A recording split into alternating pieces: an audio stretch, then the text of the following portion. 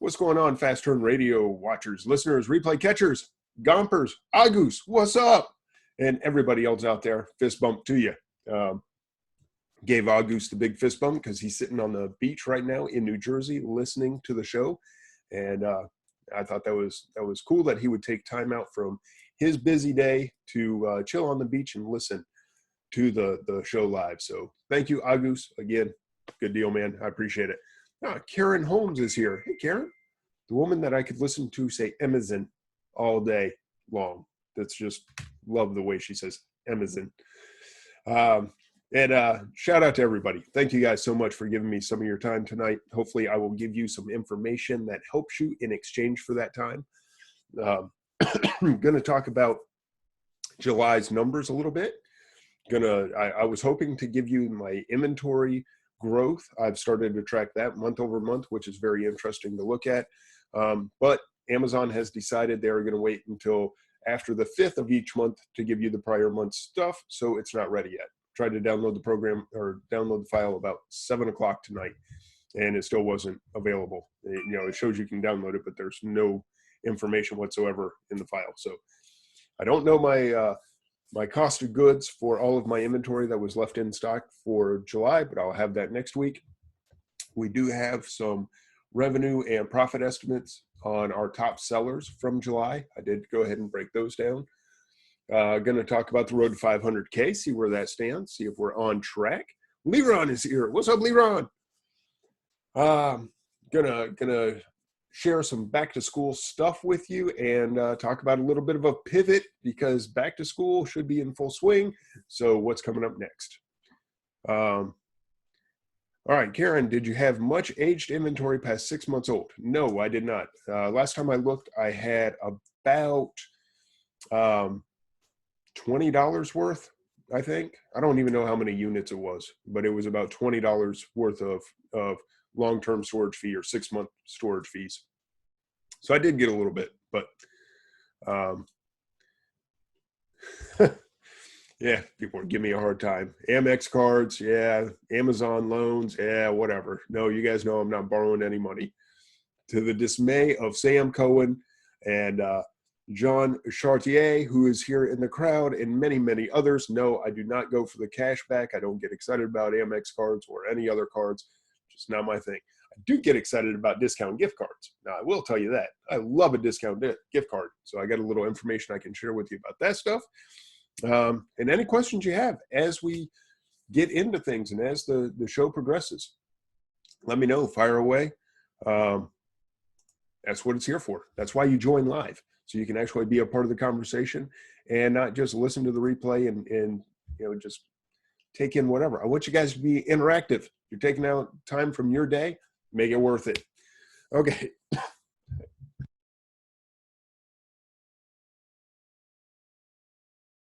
As I have a coughing fit and have to mute myself. All right. So let's see. Talk about discount gift cards. All right. Yeah. Let's start with the discount gift cards. That's cool. We can start anywhere you guys want. I do use Raise. Oh, crud. I didn't. Oh, somebody is unmuted. Hang on. There we go. Get everybody muted again. I do use Raise. I'm meant to grab. I just got like a stack of cards in the mail, and I had to sign for them for the first time, which was interesting. I've never had to sign for them before. They always just showed up in the mailbox. This time it was a signature required. So I guess that's something new that they've done. I don't typically buy gift cards, but they had a sale where it was Marshall's for 15% off. Well, it was 5% off your entire order. And the best cards at the time when I saw it were about 15% off. So rough math, I should be, it's not exactly 20% off, because it's 5% off of the 85% that's left. So it comes out to what, 17, 19%, somewhere in there. All right. So anyway, so I did order those because they had the special going on. They had some good cards, and they had some big value cards, $300, $200, maybe even a $500. I don't know. I think got about $1,000 worth altogether. So never had a problem with Raise. Do have the cards in hand, and I have some more coming from another store. Those should be here in the next day or two. I also use cardcash.com. So CardCash, the cool thing about them is they actually let you electronically download cards from Marshalls, TJ Maxx, and Home Goods, which Raise does not. Raise will send you the physical cards. So the fact that CardCash sends you electronic cards is really nice because you can be in the store, kind of estimate how much you need in cards, and then you place your order. The downside to that is if you place a big order like I did the other day for a couple $1,000s, apparently it takes them about an hour to spit out your gift cards to you. Comes in an email with the PDF file. So I waited until I was just about done shopping and I had my estimate and I said, okay, go ahead and order. And I ended up sitting for about 45 minutes just waiting. And I called support and they said, yeah, we got the order. They're working on it now. We'll see if we can do anything to get it through quicker, but they really couldn't. So it took about an hour, but to save, those were 19% gift cards. So to save 19%, I was willing to sit there for an hour. Not the best use of my time. I wasn't exactly happy about it. I'd already scanned the store and filled up several carts.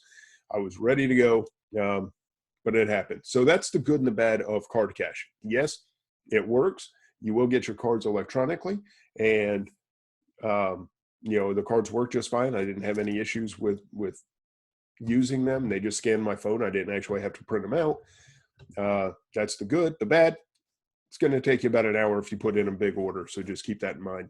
And the first order you put in will probably take a couple hours because I got to set up your account and all that. Those are the only 2 gift card sites that I've used. I know there's a bunch of others out there. They all kind of do the same thing. But I am a big fan of discount cards. And it's not just TJ Maxx, Marshalls, Home Goods, which are all interchangeable because they're owned by the same parent company. And Sierra Trading Post is owned by the same parent company as well. But to my knowledge, you cannot use those 3 cards at the Sierra Trading Post. So just for what it's worth. And Leron is saying Sports Authority, Stride Rite, all good. Okay. So let's see, did we have some questions back here? Daniel Kretz said he noticed whenever Raise offers 5% off discount that you get lower base discount on the gift cards. Notice that on the Marshalls gift cards. Yeah, that's probably true. It may just be a marketing thing where they lower price or lower the discount percentage and then turn around and offer you 5% extra. So maybe I was a victim of marketing. Who knows? Yeah. So, okay. Sports Authority, Stride Rite all have good discount percentages. Another one that I ordered some of is Bell's Outlet. I don't know if you have a Bell's Outlet, but I got 30% off on those. Bell's Outlet has 15% off on Fridays. So you get your 15% off anyway, and then you turn around, you use 30% off gift cards, and it saves you a ton of money. It's not quite the 45% that it all comes to, but you get the idea. It's going to save you about 37% or so. So I like that. All right. And yeah, you can use some cashback sites. Ebates has 1% cash back on Raise. So you can kind of combine that stuff and you can start to knock down your margins a little bit. And suddenly stuff that is maybe borderline, say you're paying $20 for it and it's going to pay out, let's say $28. Okay. So pay 20, pays out 28. Okay. That's not horrible, but not great. If it moves fast, might be okay with it. Use a 20% off gift card. Suddenly that becomes a $16 purchase and it pays out 12 because you're still getting the 28. So you're making 12. Yeah. I'll pay 16 for 12 all day long. So it really does impact your buying. Maybe it takes that 5% something that you might buy and turns it into $7 or $8, in profit. So it really can influence what you get. I'm a big fan of it.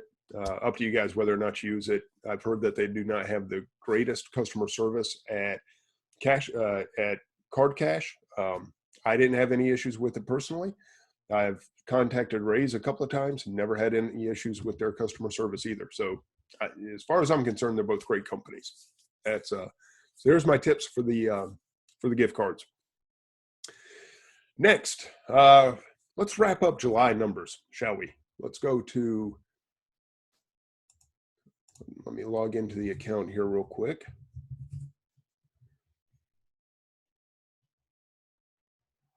Okay. Let me go back and find you guys because you're in here somewhere. There you are. Yeah, Leron says raise is good. I bought a card from them that had no money on it. They refunded me. That does happen on occasion. You will find there is fraud within the gift card, discount gift card market, but all those companies should stand behind their products and you should be able to get a refund rather easily if something does go wrong. Fortunately, I've never had that problem, but yeah, I've heard of that happening. So thank you for the confirmation that raise takes care of you. All right. We need to share a screen, so we got to move some stuff around here. There we go. Oh, hang on. Let me get this up where I want it to be. Bam. All right. Now we can share our screen.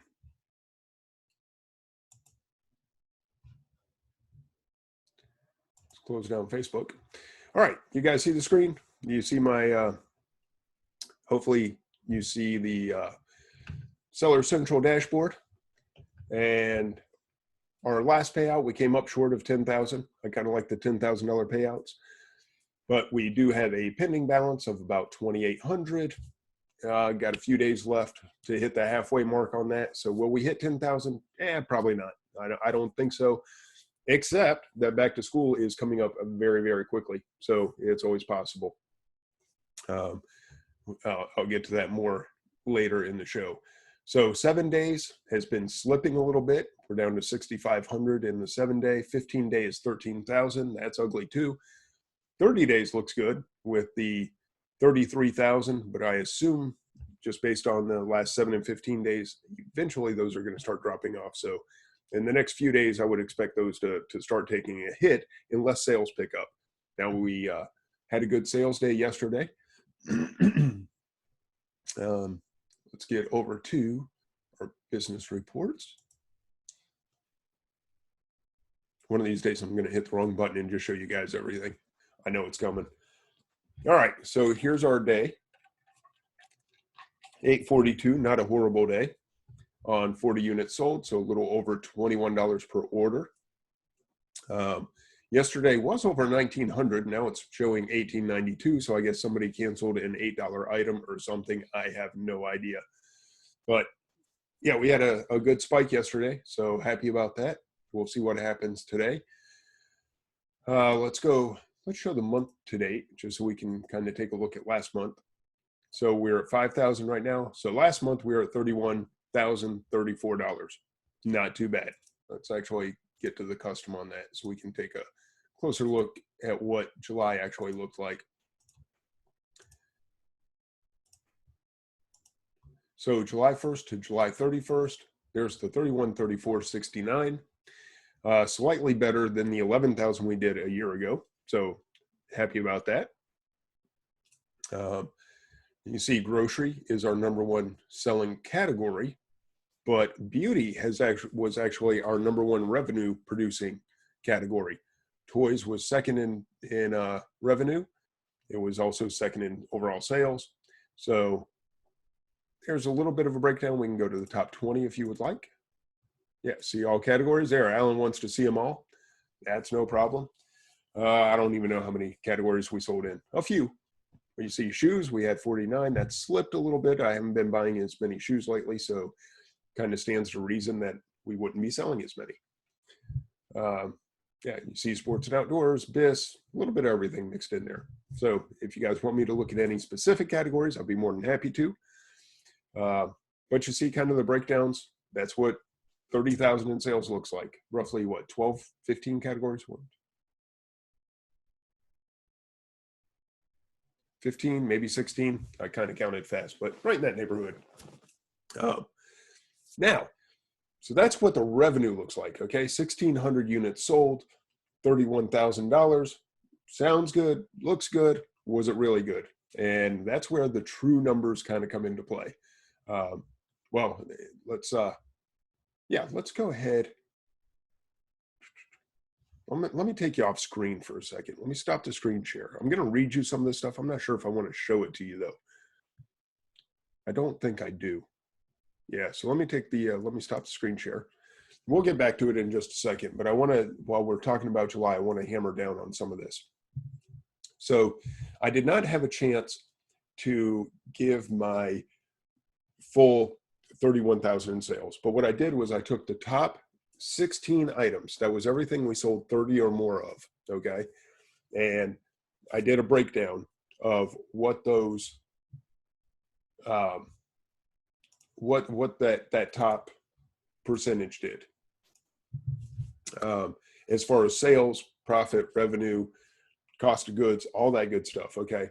So by taking the top 16 items that all sold 30 or more units, I was able to get a snapshot of the top 21,000 of our 31,000 in sales. So 2/3 of our sales are accounted for in this one spreadsheet with 16 items. Okay, so I think that's kind of interesting in and of itself. 16 items, 16 SKUs made up 66% of our sales. So that was kind of an eye opener for me, honestly. I did not expect that small of a amount of SKUs. You know, talk about the 80-20 rule, and that takes it even further. So anyway, our top selling item, we sold 199 units. So not quite 200, but we sold 199. Looking at a total payout of 1,600 and cost of goods of about 800. Profit on that was 800. Okay, it was actually a 99% ROI. So for every $835 we put in, or for the 835 we put in, we got 823 in profit. So that's a good one. Okay, that's exciting. I wish they all looked that good, because here comes one of the bad. Our second selling item, we sold 176 units, and that one is wholesale. That one was wholesale. Somebody asked about that, and I'll go through these as we run through a few. I'm not going to do all 16 of them, but just to give you an idea of the top performers. Units ordered of our second one, this is also wholesale. 176 units sold. Total products ordered. I'm sorry. I said 1,600 on the first one. That was our total payout. Total revenue was 2,500. Should I just show this to you guys? Just trying to decide if there's anything in here that is gonna, like, I don't know. I don't think there's any harm in it. Let me see if I can close this stupid document recovery thing.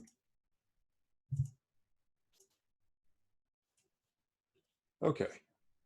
Oh, what the heck? I don't think there's anything in here. Okay. Make sure it has the ASINs. Yeah, I wiped those out. I did that the last time I tried this stuff. Okay, we're going to go ahead and throw it up there so you guys can see it. Okay. Yeah, I feel better this way anyway, because now I can like point with my clickers. So here's the 199 units ordered, 2,500 in sales. Payout was $834 per unit roughly. Cost is $4.20. I know Mindy hates my low ASP, but that's kind of what happens. We're selling, or our total payout was 1,600. There's our 835 and 823, 99%. Notice the second one. This is wholesale. This is one of those bad buys. No, the cost does not include shipping to Amazon. No, the cost is the raw cost. It doesn't even include shipping to me. Okay, I am taking this just raw, what I pay the wholesaler for the item, not shipping to anybody, anywhere. That to me is a whole separate category. So no, you're going to take this profit. You're going to have to go in and account for your inbound shipping, your outbound shipping, all that good stuff. Any poly bags, boxes, office supplies, labels, none of that's accounted for. This is just on the raw cost. So our second one, this one hurts. I'll tell you, this one hurts bad. 176 units sold for $2,400. Payout of $726. Cost of goods is $793. Yeah, I pay $8 a unit, and I'm getting back from Amazon right now $7.25. That is not good. That is a negative number. We lost $117 on $2,400 sales. Why? It's a bad buy. we'll get into the risk management side of the discussion in just a little bit. So we're basically getting out of this product. ROI, -8%, margin, -5%. Yay, big fat loser, that sucks. Yeah, it's a bad buy. It was a good buy at the time, went too deep. People started dropping price, got caught with way too many units in stock, and just getting the heck out of Dodge. I don't see it recovering anytime soon. So nope, just fleeing the country. Here's one of the good ones. This is a wholesale, almost $5,000 in product. Cost of goods is $20. Payout is $26. And you see we're doing about 30% ROI. But man, when you're selling 145 units, I'm okay with 30% ROI and an 18% margin. Another one, look at this, 2% of the buy box and 103 units sold. Yeah, you think that one doesn't move? Same thing though. We went deep, got caught with our pants down, ugly, ugly, ugly buy, just getting out of it now.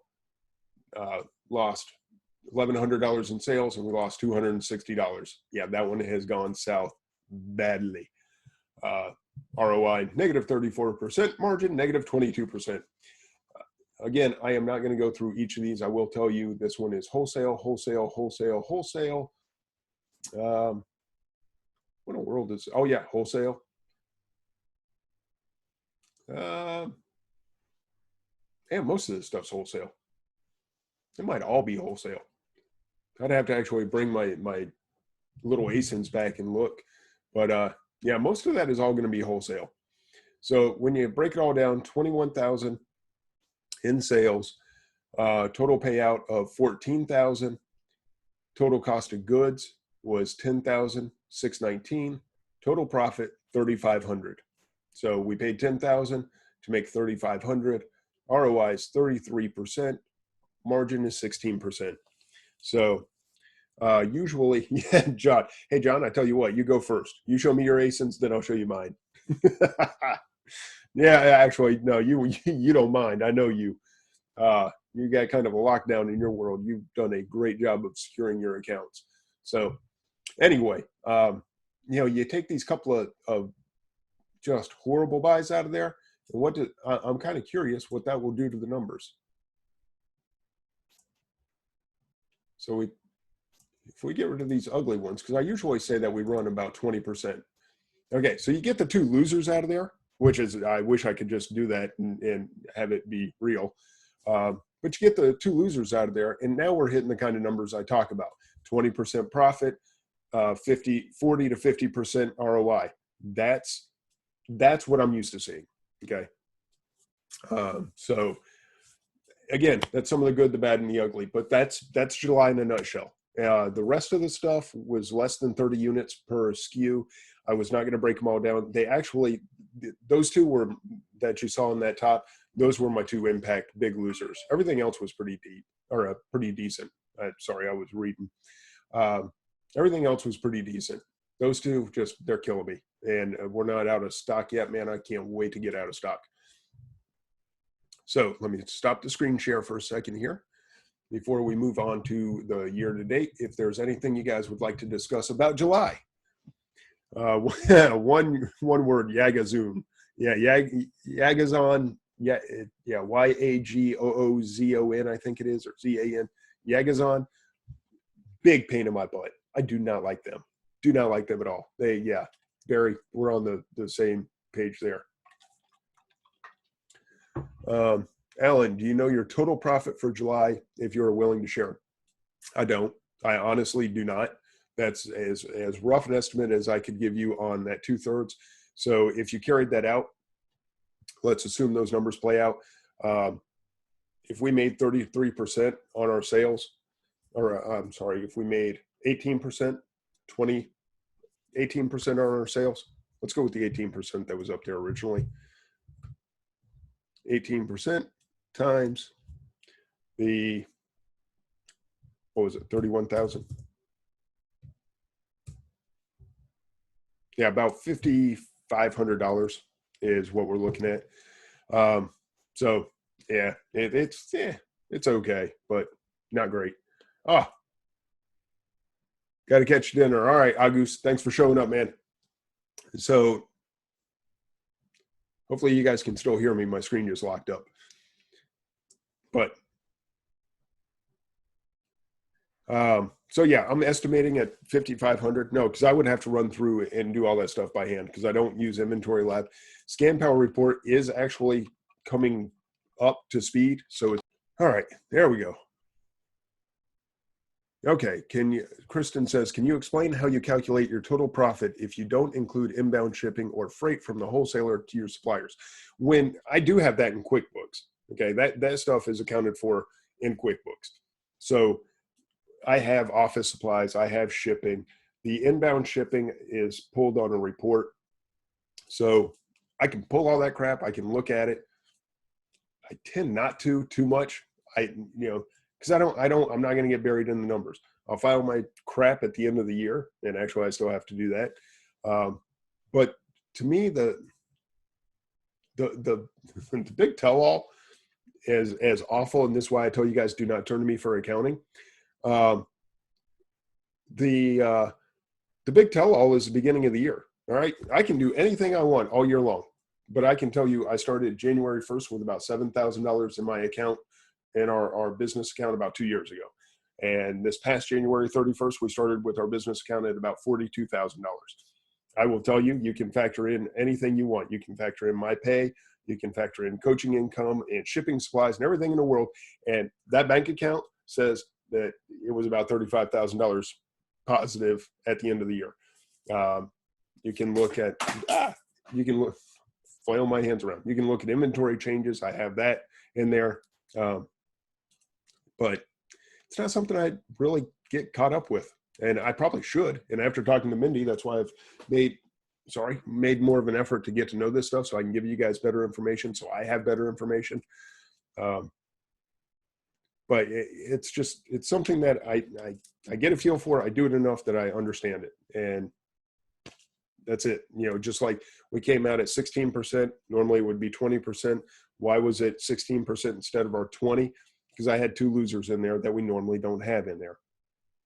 I know my business. I've run these numbers time and time and time again. So yeah, that's good. Inbound shipping does vary per shipment. Some things are 50 cents an item. Some are 30 cents an item. You can pull there's a report where you can pull all your inbound shipping from Amazon if you choose to each month.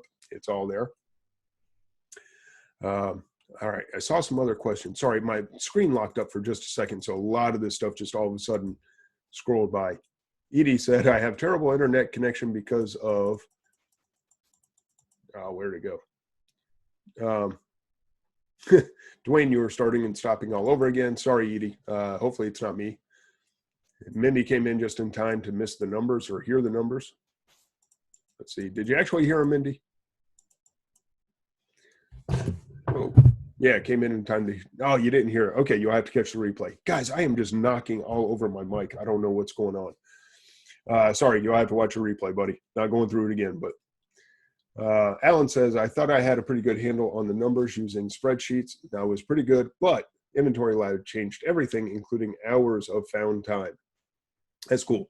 I tried using Inventory Lab when I first started. I did not like it. I'm hoping that Scan Power, which I love everything else about Scan Power, I'm hoping that their reports kind of gets caught up. But so I'm dealing with it. I haven't had my numbers that tight. I've heard people rave about Inventory Lab. I just don't think I'm going to get into it. I don't know. Tell me this. What changes in your business based on what you see in Inventory Lab? Have you truly done anything different in your business? Okay, so you changed what you bought based on seeing the actual numbers. That's cool. All right. Yeah, I'm not going to go back down the road of Inventory Lab, but yeah, now wider versus deeper. Okay, let's get into risk. Well, do you guys even care about the year to date or any of that? Or do you just want to skip to the next thing? Everyone see enough? All right. I didn't, for anyone listening, show us more. Okay, let me just show you real quick the year to date. We'll see how we're doing on the road to 500K, which we've covered majority of. We at least covered the July aspect of it. And you guys hopefully have been listening and are pretty well up to date on how we're doing. But,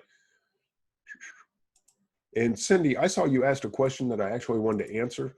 So in just a second, I'm going to ask you to post it again because I saw it scroll by, but now I can't find it. That's one thing about Zoom. It makes it very difficult to go back in the chat.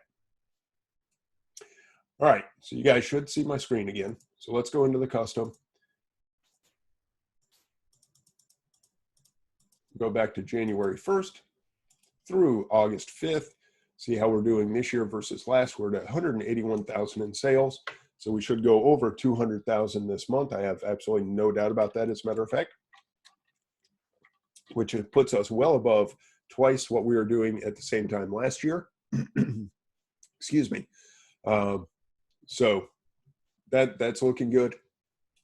We're over twice. So last year's pace, we did 215,000 last year. So if we do twice that, it'll put us close to the 500,000 that we're looking for. So ASP is $22. I do want to bring that up, but man, it's tough when you're selling something that is basically a $13 item, but you're selling 200 of them a month.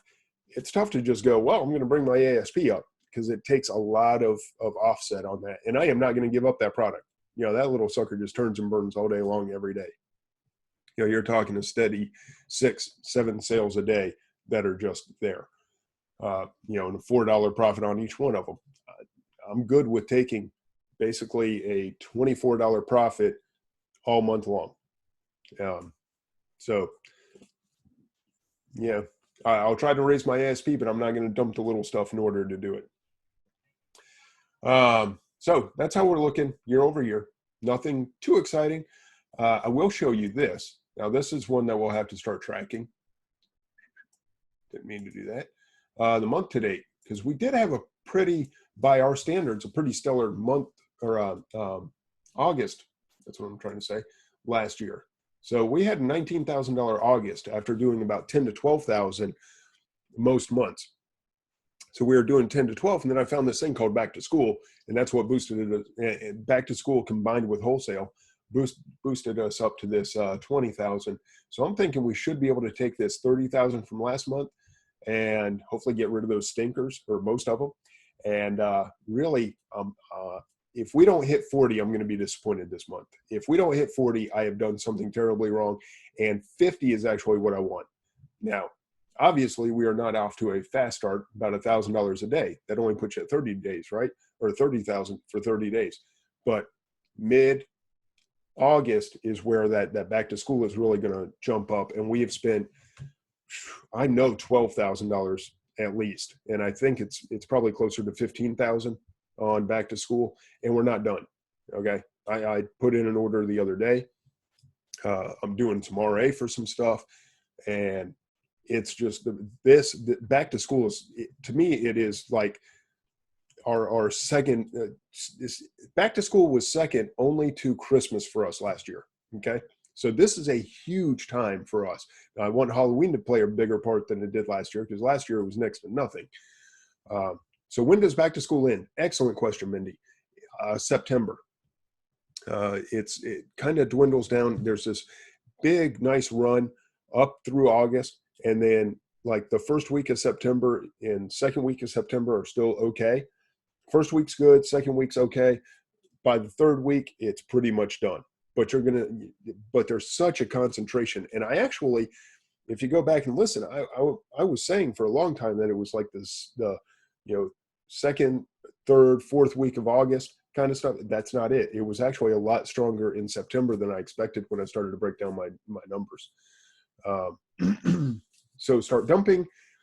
Mindy says, I never did seasonal before, got into it for back to school this year. So start dumping beginning of September. I wouldn't dump in September unless you just need to for some reason. Because what will happen is you'll sell through your stock in September, but Christmas becomes like a second back to school season, right? Everybody gets out for Christmas for a couple of weeks and then they go back to school. When they go back to school, they buy a lot of those same supplies that they're buying now. And so I wouldn't sell unless you just want to free up some cash. Um, that's up to you. It depends how deep. Now, I made a huge mistake last year. Huge mistake. I ordered about $3,000 worth of product in mid-September. It didn't get to me until like the third week of September, and by the time it got to the warehouse, it was almost October. I was stuck with it.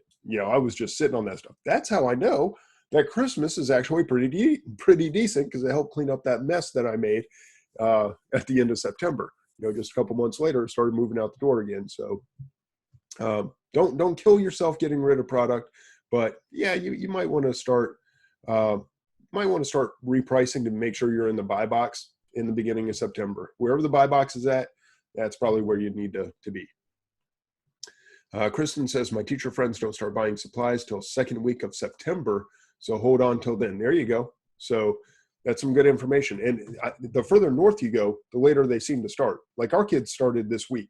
Okay, 2 days ago, they started back to school. So they're already there. While talking to REA, his kids are like right in the middle of their summer break. So they've still got like a month left or something. Yeah, Lynette says we start after Labor Day. There you go. School starts on September 8th, where Kristen's at. New England, Michael Flanagan talking about after Labor Day. So keep that in mind, guys. This is a staggered event. You're seeing a good rush now, and it will continue to stay steady for the next few weeks. So that's why I got in a discussion in the coaching group with somebody who said, don't waste your time doing RA. And she made some valid points about preparing for Halloween. Yes, get prepared for Halloween as well. Let me turn this off. I forgot my screen was still up. So you want to get started for Halloween as well and start getting those orders in and start thinking of the next season. But man, do not abandon taking your butt out to the store and buying some stuff. I dropped $2,600 yesterday on RA. Trust me, I'm selling the crap out of RA right now. And is there margins in it? Yeah, there's great margins. I'm buying things in the $15 to $20 range that are selling in the $35 to $50 range. So yeah, and if you want to start working on Christmas, you can do that. There's nothing wrong with working on Christmas, but do not think that, okay, we need to stop back to school. Back to school is just getting started, fellas. I'm here to tell you, I love back to school. Cindy, for back to school, are you buying singles or are you bundling? Both. I have done a fair amount of both. That's the best I can answer. I have got tons of both. So just depends on the product, depends on your buy price, what kind of margins you're looking at. A lot of times with back to school, it does make sense to bundle because there are lower priced items. If you have something that's $2 or $3, it's tough to make money on that as singles. But if you put a couple of $2 or $3 items together, now that's a $6 bundle. Maybe you can sell it for $15, make a little money. Michael Flanagan, how much bundling are you doing? Not much right now, Michael. Yeah, Mike got a lot of Mike got a lot of my inventory, and his people have been doing the bundling. So thank you, Michael, and your people. I will be doing some. I have some coming in, so I might do a little bit myself. You never know. That's right. And by the way, Michael Flanagan is not bundling his own stuff. So yeah, he's kind of the pot calling the kettle black. John says, I love to do my bundles. Yes, sir. And I know you're making a small fortune doing them, so keep doing it. But okay, so the shift does have to start though in your mind from the back to school to Halloween. That does not mean abandon back to school. Doesn't mean the season's over by any stretch of the imagination. But yeah, it's time to start planning. Halloween is seriously only a couple months out. Okay, we're at the 5th of August right now. September, October. Yeah, you're 2.5 months out from Halloween. So just keep that in mind, guys. And now risk management. Oh, Kristen said, I'm already selling costumes like crazy. Yeah, I looked at a costume today. I was on a coaching call. And we were doing a little research. And just real quick, on Amazon, quick search showed a costume ranked under $5,000 in toy right now and selling for almost $30. So I don't know what the wholesale price on that is, but man, under $5,000 in toy and we're in August, that's got like top 100, at least top 1,000 written all over it. So just keep that in mind. Yeah, Alan said he ordered a bunch of costumes today. Good job, Alan. Too late to Alibaba witch hats. Yeah, I don't know how much. Yeah, Alibaba. That might be the one time that I use them is for something like a witch hat. Return rate on costumes, I don't know. I didn't sell any last year, so I can't give you any data. I did not actually sell costumes last year. I put my order in. It was too late. Never got my costumes, never got my order. But what I did do was track the data. Okay, so just like I'm seeing stuff now that's ranked in the 5,000, 10,000, 20,000 range, and I watched what that did as, you know, mid-October to late October came around, it blew out the door. I mean, so if you're seeing traction on stuff now, go find the source and go get those products. I do not, yeah, chat room, if somebody can help with what the return rate on costumes is, that would be great. I don't sell enough to have any clue whatsoever. Sorry. So risk management. So while we're talking about wholesale, risk management, how do you know how deep is too deep? And, you know, I do have a number that I use for people just to put a hard percentage on it, which is never spend more than 20% of your budget on any one item or product line. That is to absolutely just save your business. Okay. If you lost 20%, you at least have 80% to recover. That's the extreme. All right. Yeah. Harvey Specter, what's up, man? Harvey says not more than 2%. See, that I'd have a hard time with. I like to buy too deep for that. But so that's like the extreme, 20% of your budget. But really, you got to do kind of a gut check. And if you're going to buy something and it feels like it's just too much, you know, you go to buy it and you're having a hard time writing that check, dude, you know your own risk tolerance. And obviously you are very close, if not having already exceeded that. All right. If you're having a hard time writing the check, you know where your tolerance is. So where I used to be very comfortable up to 20%, after getting burned on some of these bigger buys, I've brought it down to about 10%. Okay. I'll put, if I've got 20,000 in the bank, I will put 2,000 on a product. I'm not going to do that for 10 products and be out of money, but that would be my one big buy out of that little store of cash. Okay. So once I do that, say I'm at 20,000, I spend 2,000. Well, the next time I can't really spend 2,000 again. I'm probably going to spend more like maybe 1,500 at the most. And really, the more I look at this, the more I talk to smart people like Harvey Specter, Matt, Todd, KIB, Michael Flanagan, Chris Manise, REA. I mean, these are the people that I turn to, that I rely on. Agus. Sorry, didn't mean to leave you out there, buddy. Gompers.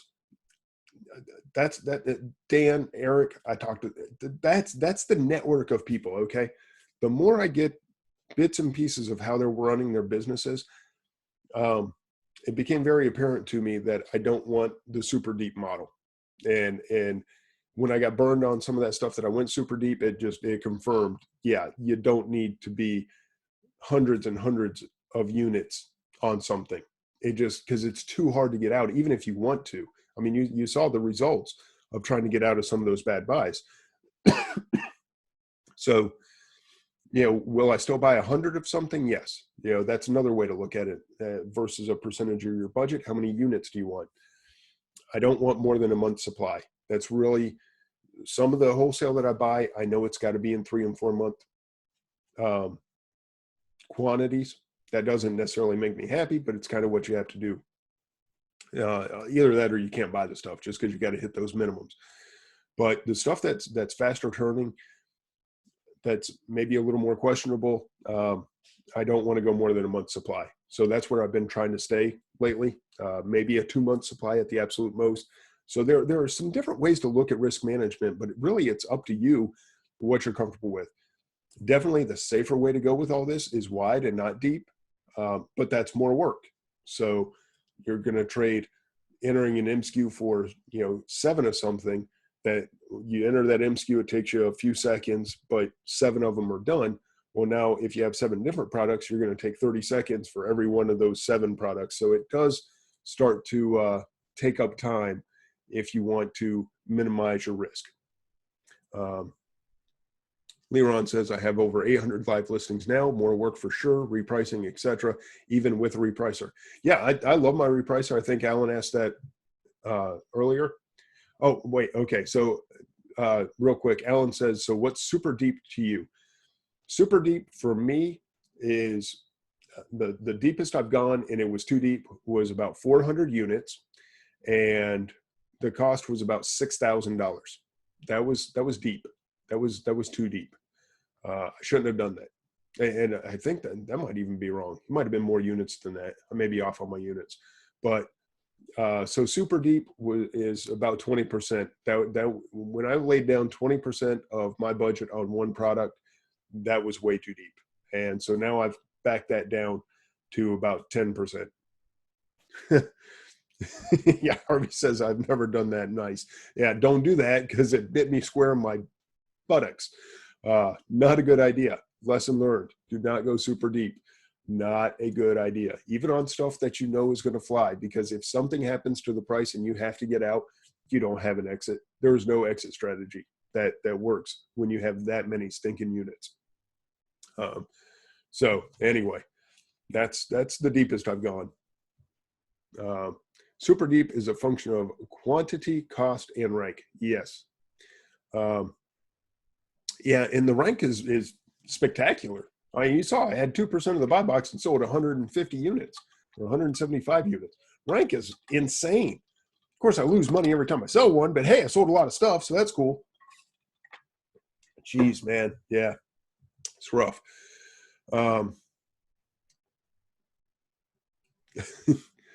Yeah, a lot of that depends on your own ROI. It is way easier to go deep when you're playing a 300% ROI. That's true. That is very true. Now, conversely, though, I don't see things moving as quickly at a 300% ROI as I do the stuff that's at a 20 or 30%. If you find something that moves like 100 units in a month at 300% ROI, oh my God, congratulations, dude, that's awesome. If those are out there, I just haven't found them myself, but I suppose it's possible. A lot of RA to me has better margins than wholesale. Wholesale is easier to process. So there's good and bad to both. I timed it today. I processed something that was essentially a wholesale buy. It was a pallet that I processed in 45 minutes. That's pretty cool. ROI is about 30% or so. So not a huge ROI, but very quick and easy to process. Yeah, and John plays a different game. You can't listen to him. He is abnormally good at what he has done. So yeah, he says wholesale is the bomb. I'm at 125%. I don't doubt that. You are playing a different game though. So good job. All right, so that's the good, the bad, the ugly of the risk management. Started using a new service this week, Joe Lister. I thought I'd give it a try. Yeah, Mindy says wholesale or drop shipping. Direct. What was it Chris called it? Direct to manufacturer shipping or something. Anyway, John's in this little gray area. It's a little weird.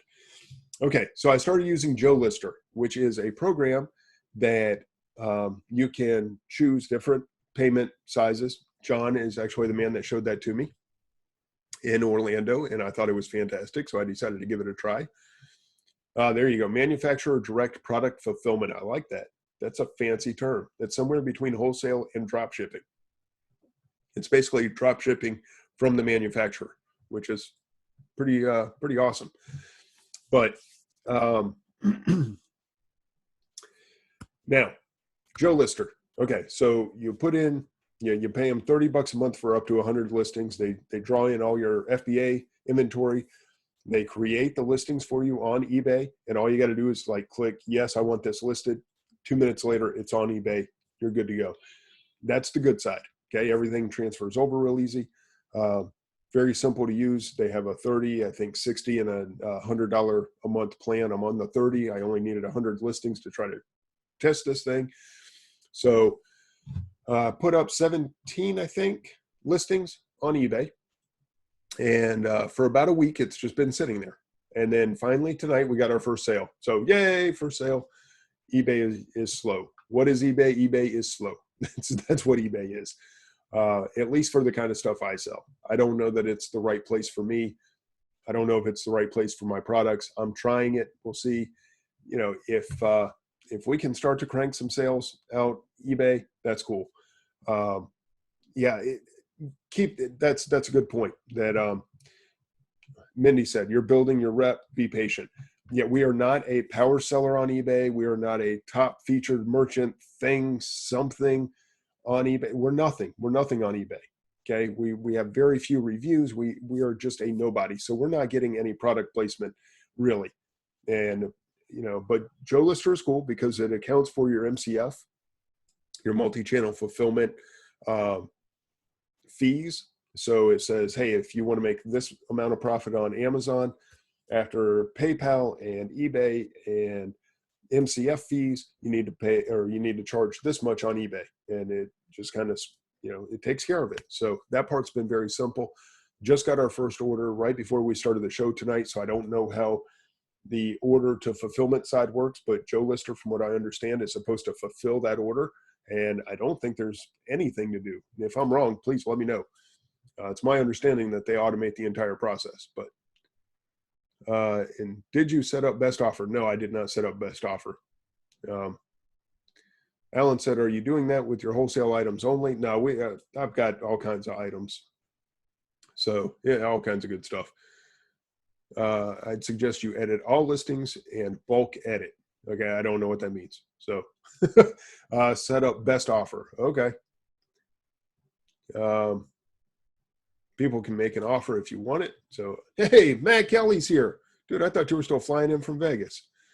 Okay, so I need to edit to add best offer. Someone can make you an offer on an item. All right, I will try to play with that. Matt Kelly, thanks for joining us. Guy Harvey Specter, Matt Kelly. Dude, like August was here earlier. Almost all the young guns in the house. That is awesome. Thank you guys for being here. Okay, so that's the last little bit, but we did want to share this. I've been meaning to tell you guys this for 2 weeks. Todd Forster showed me about this little guy. I don't know if you can see that. That's the Anker. All right, Anker.